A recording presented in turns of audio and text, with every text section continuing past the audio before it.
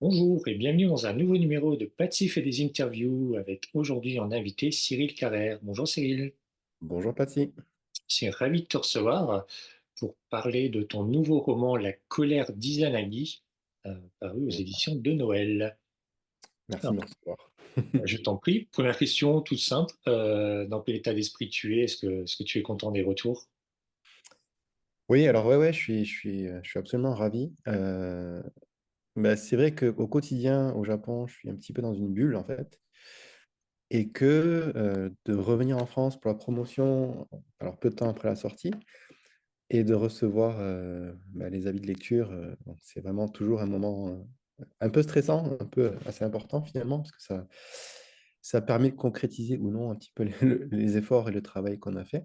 Et donc, non, je suis absolument content des premiers retours sur le roman. Ce roman justement se passe au Japon. Mhm. C'est un Japon très très contemporain. C'est très loin des cerisiers et les clichés qu'on a habituellement. Mhm. C'était voulu d'ancrer cette histoire voilà, dans ce Japon. Alors oui, alors ça m'a pris beaucoup de temps pour l'écrire, enfin pour l'écrire, pour finalement me mettre à écrire, je dirais.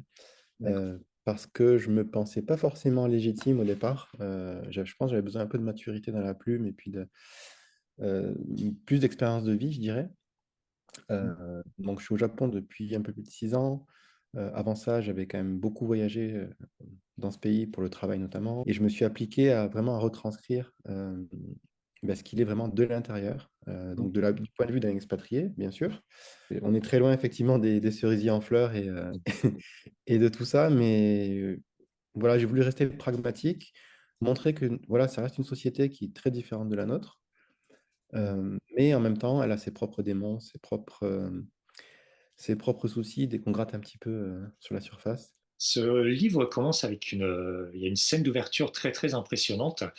Mhm. Voilà, c'est un des plus grands immeubles de bureaux en flammes. C'était voulu cette scène justement impressionnante pour qui capte le lecteur dès le début. Alors, c'est vrai que en tant qu'auteur, on a toujours ce souci d'essayer de capter l'attention dès les premières lignes. Mm. Le prologue, souvent, voilà, c'est notamment dans le polar, hein, c'est vraiment quelque chose qui permet de lancer l'intrigue et puis voilà, de donner envie d'en savoir plus. Euh, et en fait, cette scène, je ne sais même pas comment elle est née quand j'y repense. Euh, Sachant que je travaille mes personnages toujours vraiment très profondément en amont, j'avais déjà mon personnage de Noémie qui avait ce petit rituel d'aller dans cette tour qui est la Tokyo Skytree en fin de semaine à chaque fois pour apprécier un petit peu le panorama. On a vu. Et c'est comme ça qu'est venue en fait l'idée de lancer l'intrigue en essayant de penser à ce qu'elle pouvait voir depuis là-haut, qui pourrait potentiellement attirer le lecteur. Pas en dire plus non plus, le twist final est très, très intéressant. Est-ce que tu peux nous dire un peu comment tu as travaillé l'écriture pour Ouais, bien. donner quelques indices par-ci par-là, mais pas trop C'était particulier et c'est bizarre parce que quand on est de l'autre côté, je dirais du côté de l'écriture, on ne se rend pas forcément compte de l'impact que ça va avoir. Alors, ce que j'ai fait, c'est que j'ai travaillé en fait un petit peu encore à la manière d'un scénario, donc où on fait un séquencier. C'est des très très courts textes qui vont illustrer chaque scène, et ensuite on développe. J'ai fait un peu ça pour mes chapitres, et donc j'avais l'histoire globale plus ou moins, sans vraiment entrer dans les détails, que ce soit pour les personnages, que ce soit pour les lieux, etc.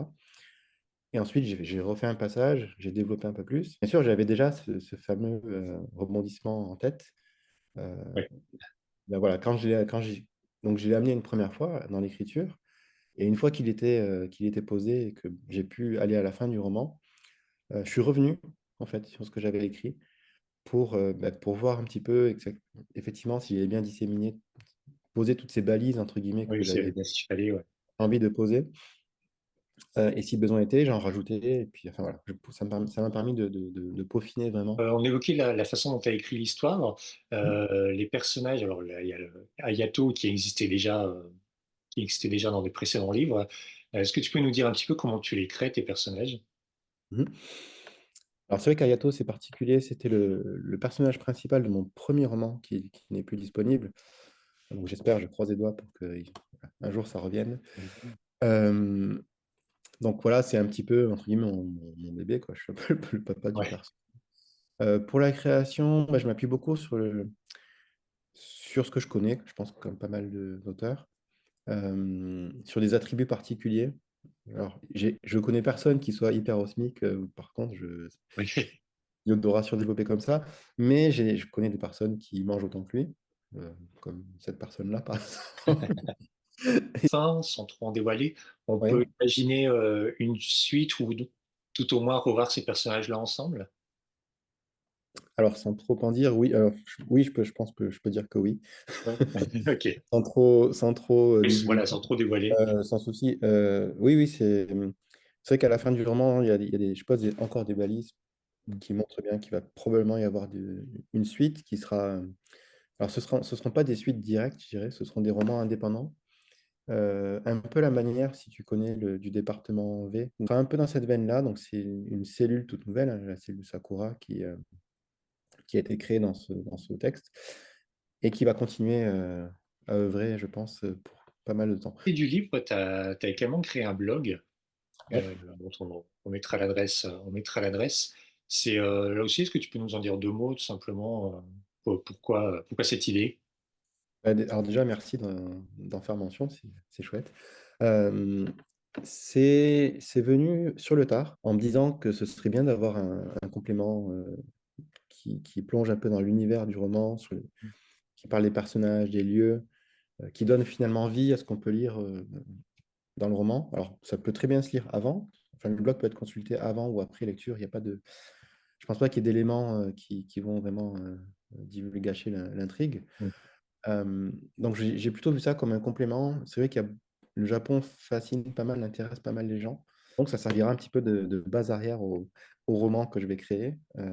Ça permettra d'aller plus loin, je dirais, que ce soit sur les personnages, que ce soit sur les lieux, sur les thématiques qui sont abordées dans le roman.